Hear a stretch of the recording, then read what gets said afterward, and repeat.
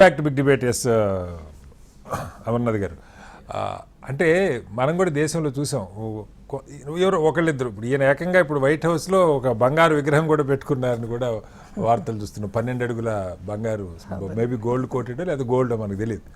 అంటే వాళ్ళని వాళ్ళే ఆరాధించుకొని వాళ్ళని వాళ్ళే పొగుడుకొని వాళ్ళే గొప్పవాళ్ళని చెప్పుకునే వాళ్ళు చరిత్రలో ఉన్నారా? బహు అరుదు. అక్కడ మన దగ్గర కూడా ఒకళ్ళిద్దరు బతికుండగా వాళ్ళ విగ్రహాలు వాళ్ళు పెట్టుకునే వాళ్ళు ఒకళ్ళిద్దరు పేర్లు నేను విన్నా. అంతకు మించి మిగతా వాళ్ళు ఎవరు కూడా ఎవరండి? అదే నేను పేర్లు ఎందుకు కానీ వాళ్ళు ఒకళ్ళిద్దరు ఉన్నారు మన దగ్గర. అయితే మిగతా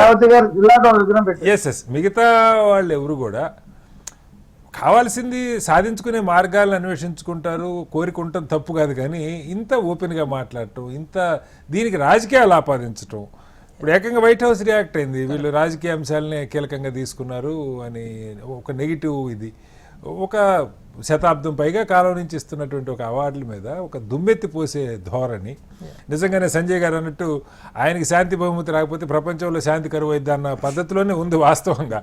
ఏంటి అసలు ఎలా అంటే ఈ తరహా రాజకీయ నాయకులకి అసలు అమెరికా సమాజం ఎలా గెలిపించగలుగుతుంది? ఇవాళ అతను మాట్లాడిన భాషకి నోబెల్ ప్రైజ్ రాకపోవటం వల్ల అవమానమేమో కానీ ఈ భాష వల్ల అవమానం కదా. ప్రపంచం అంతా నవ్వుకోదా? ఇంత ఒక అగ్రరాజ్య అధ్యక్షుడు ఈ భాష మాట్లాడి దేశం పరువు తీస్తున్నాడని అనుకోరా? మొదట మీకు అట్లాగే మన మిత్రులందరికీ నమస్కారం అండి, ప్రేక్షకులకు. ఈరోజు first time in the history of Nobel peace prize వచ్చిన వారి గురించి కాకుండా అసలు రాని వ్యక్తి గురించి ఎక్కువ వచ్చేది. అంటే మన దేశంలోనే అని కాదు, ప్రపంచవ్యాప్తంగా ఇదే చర్చలు నడుస్తున్నాయి గత 9-10 గంటలుగా చూసినట్టయితే. అంటే ఇది ఎట్లా ఉందంటే, మనం పురాణాలలో కొన్ని విషయాలు చదువుతాం. త్రిశంకు స్వర్గం సృష్టి అంటే సృష్టికి ప్రతి సృష్టి, అలాంటి అంటే నార్సిసిస్టిక్ షావనిస్టిక్ మెంటాలిటీ అది.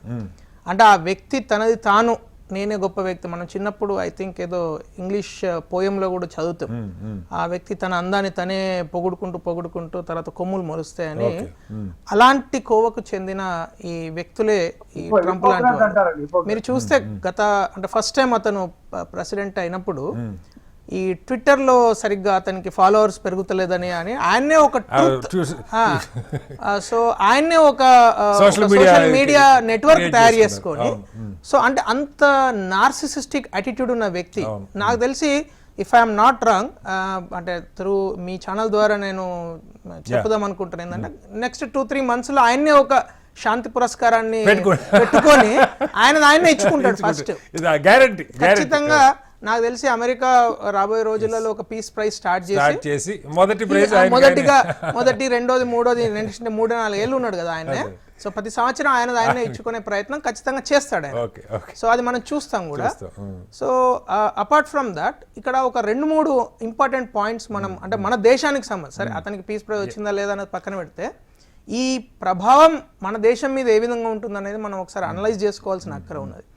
గత 6 నెలలుగా అంటే ఏప్రిల్ మాసం నుంచి చూసినట్టయితే ఈ ప్రపంచంలో అత్యధిక జనాభా నివసిస్తున్నటువంటి 2 అతిపెద్ద దేశాలు అంటే చైనా కావచ్చు, భారతదేశం కావచ్చు, ఈ 2 దేశాల మీద కూడా ఆయన ఒక ప్రత్యేకమైన ఒక రివెంజ్ఫుల్ అంటే వెంజియన్స్ లాగా, ఖచ్చితంగా మీరు నా మాట వినాలి, నా ఆహాన్ని మీరు సాటిస్ఫై చేయాలి, లేకుంటే నేను ఖచ్చితంగా మీ పైన ఒక రకమైన దాడి చేస్తా, ఒక వాణిజ్యపరమైన దాడి చేస్తా అనే ధోరణిలో 25%, 50%, 100%, 200 ఇట్లా పెంచుకుంటూ చైనా మీద, ఇండియా మీద అంటే 280 కోట్ల మంది నివసిస్తున్నారు. అంటే ఈ సగం ప్రపంచం దాదాపు ఇంపార్టెంట్, ఒకటి ప్రజాస్వామ్య దేశము, ఒకటి కమ్యూనిస్ట్ దేశం. ఈ 2 దేశాల పైన అతను చేస్తున్న ఈ ప్రభావం ద్వారా నేను last 10 days I was there in China.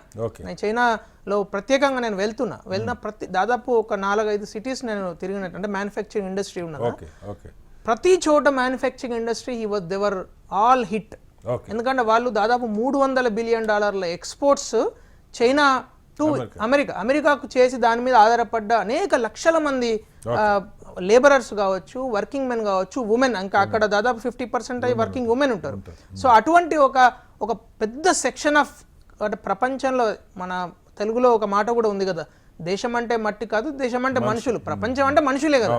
So ఇటువంటి ఒక 280 కోట్ల మీద అటువంటి మనుషుల పైన డైరెక్ట్ ప్రభావం చూపించే పిచ్చి పనులు చేసుకుంటూ, ఆన్ ది అదర్ హ్యాండ్ నేను ప్రత్యేకంగా మన దేశం గురించి చెప్పాలంటే, ఇప్పుడు మన దేశంలో ఉన్న అంటే ఎంఎస్ఎంఈస్ కావచ్చు, చిన్న చిన్న ఇండస్ట్రీస్ కావచ్చు, తెలుసు ట్రంప్ కూడా తెలుసు. ఇక్కడికి వచ్చినప్పుడు ఆయన ఇండియా కూడా రావడం జరిగింది, విజిట్ చేయడం జరిగింది, మన వాళ్ళు అక్కడికి వెళ్ళినప్పుడు వాటిపైన హిట్ అవుతున్నది ఇది.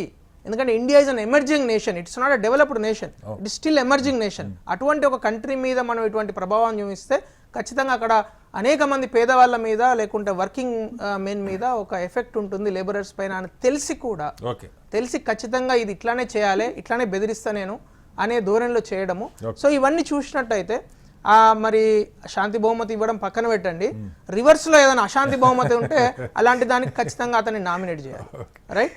అట్లాగే వైట్ హౌస్ రెస్పాండ్ కాదు. నేను ఒకటే చెప్తాను శ్రీనివాసరావు గారు, గత 8-9 సంవత్సరాలుగా మనం అమెరికన్ పాలిటిక్స్ అబ్జర్వ్ చేస్తే, ఫస్ట్ టైం ట్రంప్ గెలిచినప్పటి నుంచి కూడా అబ్జర్వ్ చేస్తే పదే పదే అమెరికన్ సొసైటీ ఎందుకో somehow they are not able to produce good leaders, unfortunately.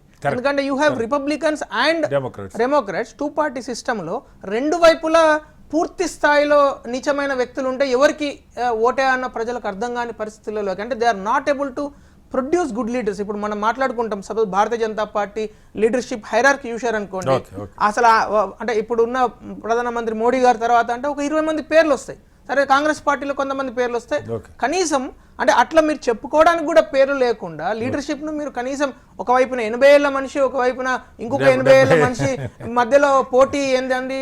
C entire country అంత మనం చాలా గొప్పగా అమెరికా అని చెప్పుకునే ఒక అమెరికాలో సొసైటీ ఒబామా తర్వాత అలాంటి యంగ్ డైనమిక్ లీడర్ రాలా. So unfortunately society is not able to produce, they have to introspect.